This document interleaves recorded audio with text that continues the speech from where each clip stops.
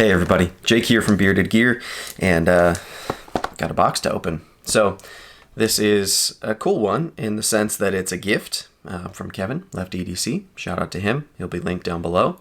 And it is an exclusive knife from White Mountain Knives. Kevin, I think, has an affiliate link over there. In fact, I'm positive he does. And he's kind of become friends with the guys over there. And so he ordered this for me, which was pretty cool. I had planned on getting one anyways, and he made it happen. So it's cool because it's an exclusive from White Mountain Knives, which I like. They tend to be a good dealer in my experience. I've only ordered from them a handful of times, but it's always been good. It comes from Kevin, who's one of my best friends, not just in the hobby, but in real life. He's a buddy at this point. And then it's also cool because the designer of this knife, it's an Artisan Cutlery Arion, which is, well, it's a mini Arion exclusive to White Mountain Knives, but the Arion was designed by my buddy Christian from Cerberus Knives. So I reviewed a while back the prototype of the full-size version of this knife before the production one came out. And now there's a mini version, and it's a liner lock with micarta. Should be pretty cool. Pretty different in terms of construction and build from the full-size prototype that I reviewed, or just the full-size ones in general, because it's a liner lock, not a frame lock and all that. But I'm a sucker for micarta. I tend to like smaller knives. I carry secondaries just about every single day. I carry a smaller knife in addition to a primary folder. So this should be cool because it comes from three entities in a way, all of whom I like and consider friends. So thank you to Kevin for making it happen, to Chris for designing it, and White Mountain Knives for having a cool exclusive, and working with Kev. All right, so I'm going to go ahead and bust into it here. Just using the Oz Machine Company Roosevelt to cut the tape today. Freaking love the Roosevelt so much. Looks like a weird notch on the box. All right. Let's get in here. So, I forget, I think this version has the AR RPM 9 blade steel, if I remember correctly.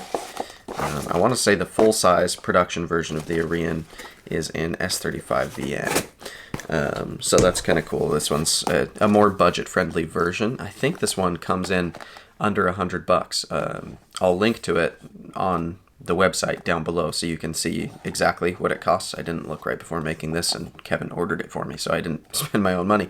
But yeah, it's like a more budget-friendly version, and it's obviously smaller, and yeah, kind of is what it is. I think the prototype that I had was in AR RPM 9 though. So I've experienced the steel a little bit. I also, Kevin also purchased a, what was it called? The Artisan, it's a Pinkerton design. I forget the name of the knife, but I did kind of a steel test on AR RPM 9, just personally, and found that I had a pretty good experience with it. I liked it. Oh, this is sweet. Okay, so comes in the little Artisan box. I probably should have held all this up. Little Artisan white box, and then it's got this like velour fancy pouch with gold string that it's in, and then it's in a baggie in there.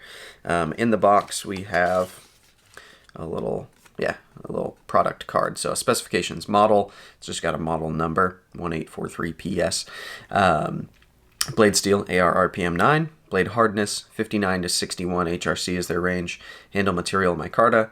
Structure, ceramic ball bearing liner lock. Process, CNC machine. Cool. And then it's got care and maintenance tips on the back. So pretty sweet little setup in the box. Let me set all that aside. My desk is such a mess right now. Right off the bat, I love the clip placement. Nice deep carry clip right at the butt end of the knife, and it's countersunk down into the scale material, and the screws are countersunk down into the clip. That is creme de la creme when it comes to pocket clips. I love that. The micarta feels good. It's got a decent amount of texture to it. Micarta, it's always hard to know when you're just looking at it in pictures whether it's going to be like a pretty slick micarta or like really grippy, and this is on the grippier side for micarta. It's not rough. Micarta rarely is, but for being like non-machined, just flat micarta, it's got a good amount of texture to it. I like that. Yeah, so obviously we've got hole for deployment, and that's it. That is fine by me because that's my favorite deployment method. Centering looks pretty good. It might be like 5% towards the show side. Maybe not even. It might just be my eyes. Let's see how it middle finger flicks. Yeah, all right. Middle finger flicks well. This size is honestly, this might be better for me than the bigger version. I get all 4 fingers on here, just right, and it's very comfortable in my hand. I wear men's medium gloves, but I fill them out real well. Yeah, this feels nice. I like the size. I was a little bit worried with it being a mini that it was going to be like a little too small. Oh, that's pretty smooth. Tiny bit of lock stick. That may just wear out. That's smooth on closing. I didn't expect, especially with a pretty small light blade. I guess these bearings are just pretty good.